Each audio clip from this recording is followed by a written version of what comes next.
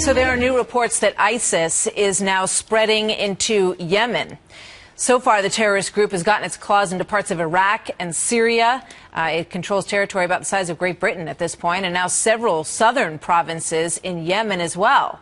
So President Obama has said that we're stopping the advance of ISIS. He said that in the State of the Union the other night.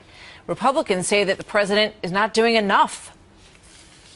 I think he has decided that for the next 2 years, he's going to manage the ISIL threat. He's going to hope that they don't, make the Iraqi government fall apart. He's going to hope they don't expand into other countries. He's going to manage this problem and punt the issue to the next president of the United States. So will that work if that's the plan? Very glad today to be joined by North Carolina Senator Richard Burr. He is the chairman of the Senate Intelligence Committee, a very important post in the world that we're living in. Senator, good to have you with us today. Welcome. Thank you, Martha. Good to be with you. So we did hear the president say that the other night. He said we're stopping the advance of ISIL. He did not spend a lot of time talking about this issue, and now we're learning that they are creeping into Yemen as well. What's your take on it? Well, Martha, let me remind your listeners, the president also went through a State of the Union address and didn't mention the word al-Qaeda. And probably largely because even a week before that, Attorney General Holder still said al-Qaeda's been decimated. What we're finding is al-Qaeda is alive and well. We call it different names in different regions, but its reach is global. And now all of a sudden we hear of an expansion of ISIS. The reports are probably true. I can't confirm them. But it's likely that ISIS would be in Yemen to try to tap into the recruiting pool from North Africa of disenfranchised radicals. ISIS brings to the table something al-Qaeda doesn't, and that's wealth. ISIL has a tremendous amount of money from the sale of illegal crude to ransoms to other practices that they carry out. And al-Qaeda has never been as funded as it was at its early stages on 9/11. So I'm sure this is a threat to al-Qaeda from a standpoint of their bench strength, and to ISIL, they see this as their future. It's said today that for every ISIL fighter that's killed, 3 cross the border from Turkey into Syria to replace them. I'm not sure that the president's winning on his containment strategy. Yeah. It seems like ISIS or ISIL has the gravitational pull on a lot of these young potential terrorists. They seem to be the guys that are getting all the attention. They have a lot of slick promotion out there. And it seems like ACAP and ISIS are battling. There was a report of a shootout that was going on between the two groups. And I don't know if we mind that. I mean, it goes to the notion of, let them go at each other and hopefully they'll decimate each other's ranks to some extent. What do you think about that?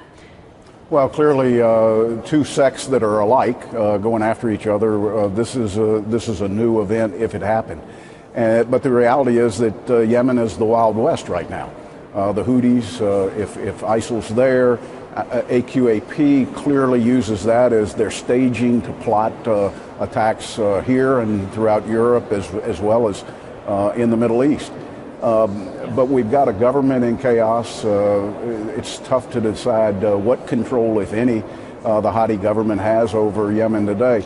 It's been a deteriorating point for months now, and hopefully we'll see some agreement that they can come to bring some stability there soon. I mean, what do we do is the question. If you've got ISIS, we're treating ISIS like it's only in Iraq for the most part and in Syria. We're treating it like there's actually a border between those two countries right now, which a lot of people think there isn't. So if they're now moving into Yemen as well, in small numbers albeit, but having a presence there, what's our strategy? What's our strategy in Yemen? Yeah. Martha, I think there is no strategy.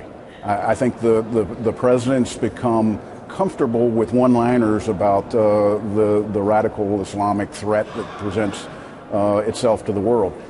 But from a strategy standpoint, if we're not willing to change our strategy in Syria, we're going to continue to see this get out of hand. If we're not willing to change our strategy in some of the Muslim countries that have a presence from terrorism, then that presence is going to grow. This is not about an ideology. It's about an ideology. It's not about an individual. And I think it's safe to say that when every military leader who's involved strategically in Syria says you can't win this with an air war only, if regional boots are going to go on the ground, now's the time. And we've got to put that coalition together. If it doesn't, then we've got to really communicate with our military forces and our intelligence community what is the change we're going to make. We're going to need that intelligence on the ground, no doubt, which obviously is a big focus for you. Thank you so much, Senator Burr. Great to have you with us. We hope to see you again soon. Great to be with you.